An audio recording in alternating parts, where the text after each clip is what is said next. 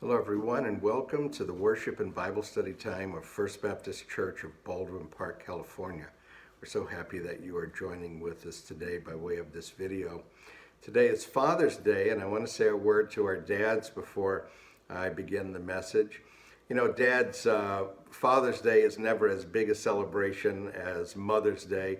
Mother's Day is one of the biggest restaurant days of the year. You know, families make reservations to take mom out to lunch or dinner, and studies show that a lot more money is spent on presents for moms than for dads. And I think, you know, for most dads, we're absolutely fine with that. We like it that way. Generally speaking, it's not in a man's nature to want to be fussed over or be the center of attention. So, dads, I know that you like the way things are just fine. But what I want to say is just because Mother's Day is a bigger holiday or celebration than Father's Day doesn't mean that dads are any less important in the home than moms are.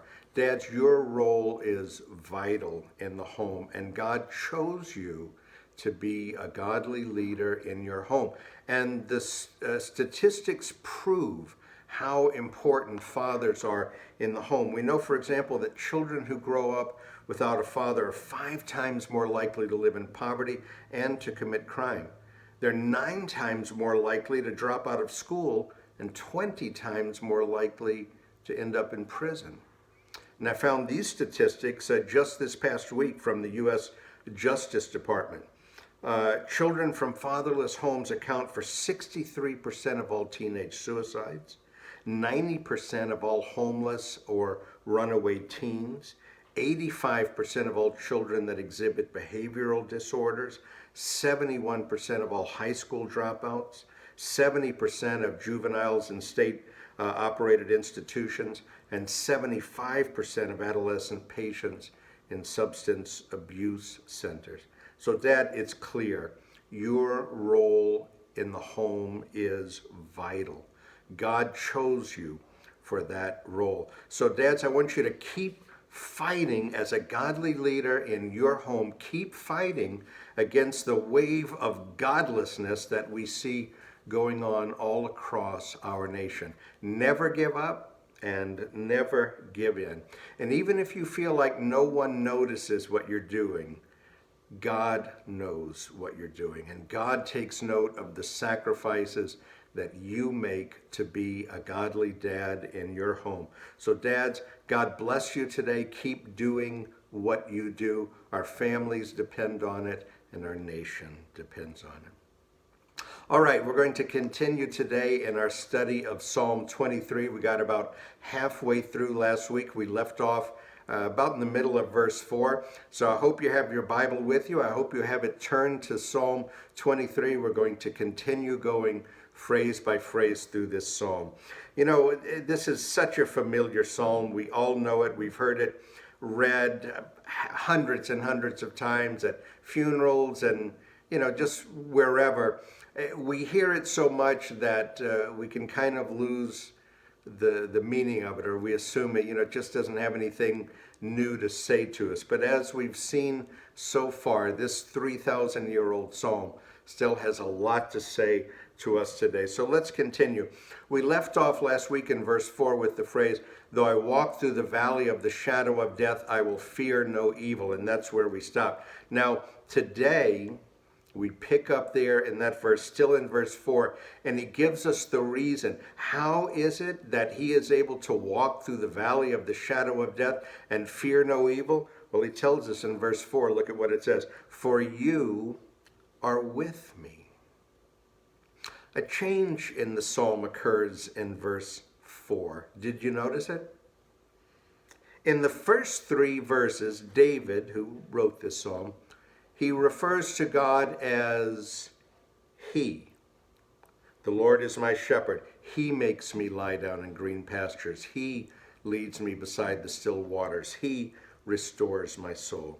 But beginning with this phrase, a change occurs. And from here on to the end of the psalm, he refers to God as you. "I will fear no evil, for you are with me. Your rod and your staff, they comfort me. You prepare a table before me in the presence of mine enemies. You anoint my head with oil. David is no longer talking about God. He's talking to God. And what he says to God is, you are with me. The constant in this psalm is not the green pastures and the still waters. Those are temporary. It's not the valley of the shadow of death. We walked through that. The constant in this psalm is the abiding presence of the shepherd. By the way, this phrase, "for you are with me," is the exact center of the psalm in terms of the amount of numbers and words in the psalm. There are exactly 56 words before this phrase. This is in Hebrew. The English translations, they're all different, so the numbers of words are different. But in Hebrew, there are exactly 56 words before this phrase. There are exactly 56 words after this phrase. The very center of the psalm is the confident declaration, "For you are with me." I don't think that's a coincidence, do you? Because that's the message of the entire psalm. Whether we're in the valley of the shadow of death or surrounded by our enemies, the confident belief that the Good Shepherd is with us is both the literal and the figurative heart of this psalm.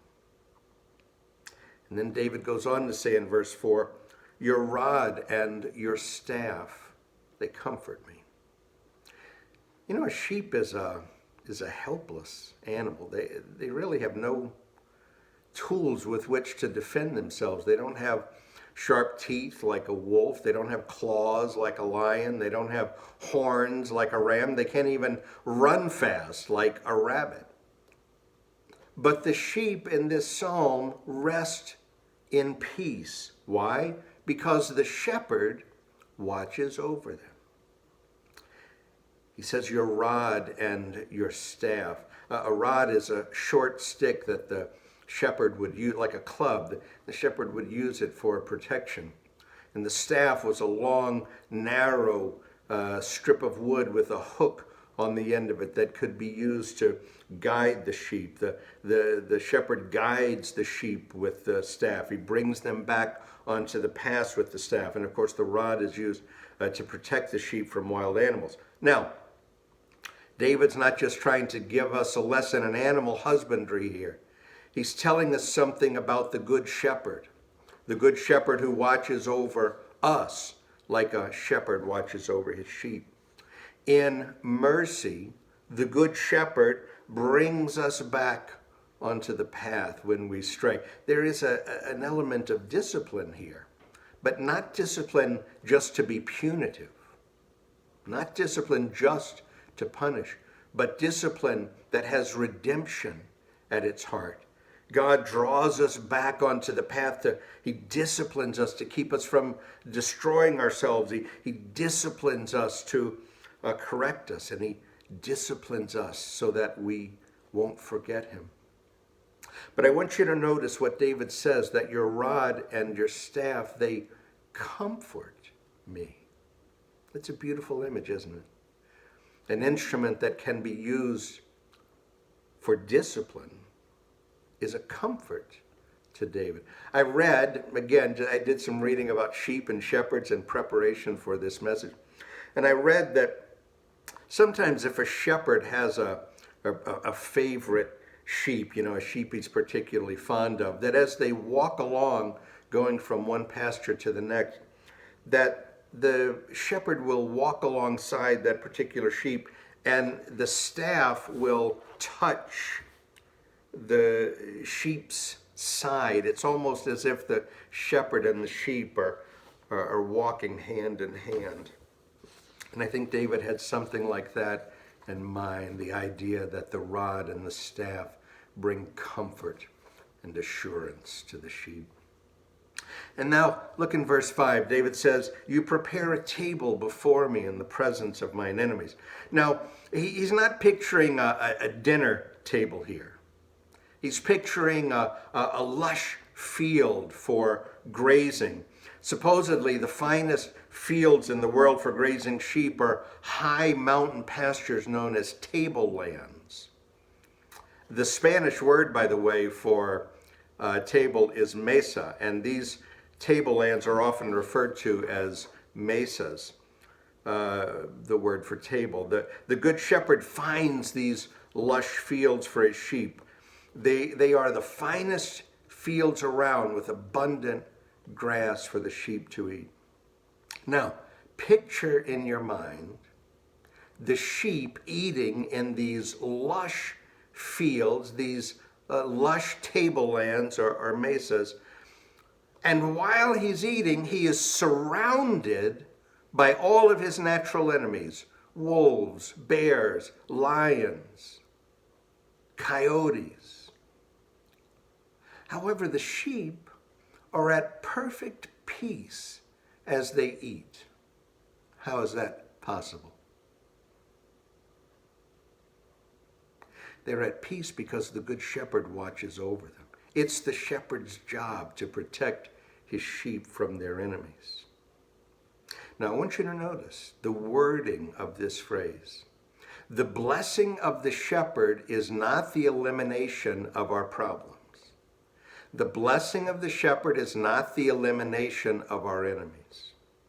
The blessing that is promised in this phrase is the protection of the Good Shepherd in the presence of our enemies.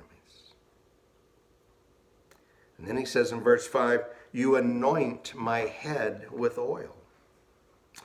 In summertime, sheep are especially susceptible to pests like flies. I read that there's one type of fly that actually tries to lay its eggs inside the sheep's nose. And if it does that, those eggs and flies will burrow inside the sheep and cause all sorts of internal problems for the sheep. The flies are such a nuisance to the sheep that they will bang their head on rocks or on trees or on fence posts trying to get rid of the pest. But the shepherd has a solution for this problem. He prepares a special medicinal oil. It's made from sulfur and linseed and tar. And he applies this oil to the sheep's head to keep the pests away. And once the oil is applied, the sheep settle down. No more aggravation, no more irritability, no more restlessness.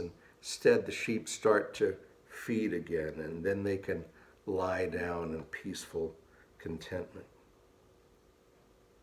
That's a picture of us, isn't it? Life comes at us with all of its frustrations and its irritations and its hurts, and no one avoids them completely. You have had problems in the past, you have them right now, and you will have them in the future. The phrase, he anoints my head with oil, is a picture, an image of God's tender, loving care when life gets to be too much. It's a promise that the Good Shepherd is there with you.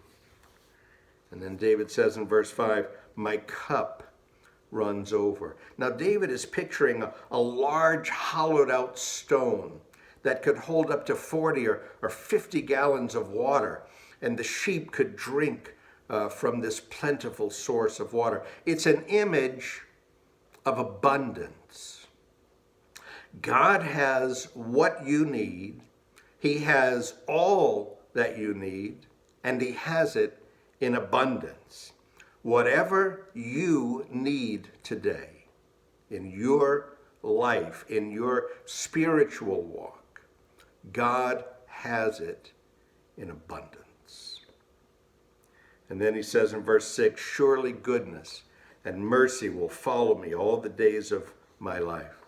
Now, this is a bold expression of confidence, but the sheep is not expressing confidence in himself. The sheep has confidence in the shepherd. Now, look, there are times that will test our faith in the Good Shepherd. I mean, it's one thing to say that surely goodness and mercy will follow me all the days of my life when you're young, but what about when you're old? It's one thing to say it when you're in good health, but what about when you're in bad health? It's one thing to say it when you've got money in the bank, but what about when you don't have enough money to pay your bills? Have you ever had times in your life, in your Christian life I'm talking about now, have you ever had times where you wondered where God was? I have. But you know, after almost 50 years as a Christian, I look back on my life and I see God's faithfulness every step of the way. And I've learned over the years that God never forgets about us. He never loses track of us. He never gives up on us. His goodness and mercy do follow us all the days of our life, wherever we go. And then he says in verse 6, I will dwell in the house of the Lord forever. The psalm opened with a confident, joyful expression, the Lord is my shepherd, I shall lack nothing. And now it closes with an equally joyful, confident expression, I will dwell in the house of the Lord forever. That word that's translated house is the Hebrew word for household or family. The Amplified Bible really captures that in the way they translate this phrase. They say, I will dwell in the presence of the Lord forever. David has the assurance that as one of God's sheep, one day he will be in the presence of the Lord forever. And when that happens, it will be as if he has gone home. You know, I think most people hate being in airports. And certainly flying is not the treat that it used to be. But I think I'm unusual in that I really enjoy being in airports. Not so much the going through the lines, and all that to check in. I like the part where you've done everything, but your plane's not ready yet, and you just get to sit down and wait. I am a notorious people watcher. I love to sit down around a group of people and just observe, what they're doing and listen to their conversations. I love that. There's nothing in the world more fascinating to me than other people. But I hear so many people talk about how much they hate airports, and then I would always think, I love them so much. And I think I finally figured out why I love airports so much. It's because they are filled with people who are going home. All of us who belong to the Good Shepherd are on our way home. We are headed for a home that cannot be found in this world. And our hope is the same hope that the psalmist had. I will dwell in the house of the Lord forever. And that's the ultimate blessing of the Good Shepherd, isn't it? The ultimate blessing of the Good Shepherd is the Shepherd himself at our side in life and in death. There's a story I read years ago that I always think of when I read the 23rd Psalm. The story was told by the late Joel Soren, who was for many, many years the pastor of First Baptist Church of Rio de Janeiro in Brazil. I think he was also the president of the Baptist World Alliance for a while. Very, very prominent pastor known globally. But the story that he told was from early in his ministry. It happened during World War II. Like a lot of pastors during the Second World War, he volunteered to serve in the army. In this case, the Brazilian army, and he was a chaplain for the Brazilian infantry. The Brazilian infantry was serving with the American Fifth Army in Italy. And in December of 1944, these joint troops, the Brazilian and American soldiers fighting together, they'd fought their bloodiest battle yet in the Apennine Mountains of Italy. There were a large number of casualties. Now that winter of 1944 and going into 1945 was one of the most severe winters on record in that area, and the snow fell day after day for weeks on end. And because of all the snow and the ice, they weren't able to go retrieve the casualties after that battle in December. They had to wait a little over 2 full months for the snow to finally stop falling. And on February 23rd of 1945, they set out to find the bodies. As the chaplain of the Brazilian division, Chaplain Soren, went out as part of the search party, and he was searching in the area for the bodies of the soldiers who'd fallen in battle and had remained buried under the snow during the winter months. He eventually came upon the body of a young Brazilian soldier. Now, since the ice was just beginning to thaw,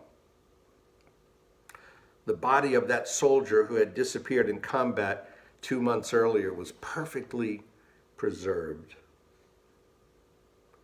The soldier's rifle was there on the ground at his side, and they checked it, and his rifle was empty. He had used up all of his ammunition in the battle. An enemy bullet had pierced his chest, and he sat down against a rock, but he didn't die immediately.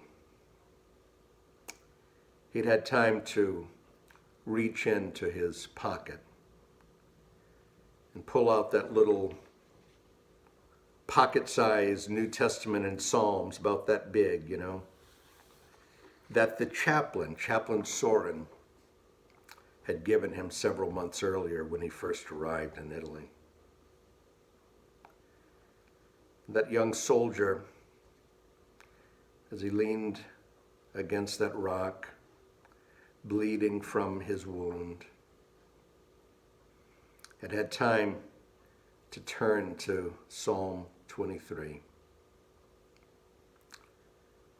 And as life slowly ebbed from his body, he read those words: "The Lord is my shepherd. I shall not want." This young soldier, in the final moments of his life, had found hope and peace in the words of a 3,000-year-old psalm. And he had been reminded of the promises of the Good Shepherd, God himself, who has bound himself by the promises of his word to be with us, to be with his sheep every step of the way in life and in death. Commit your way today to following the Good Shepherd. If you do, his goodness and mercy will follow you all the days of your life, and you will dwell in the house of the Lord forever. It's been such a joy to share in this psalm together with you. Look forward to being with you again next Sunday. Until then, may God bless and keep you.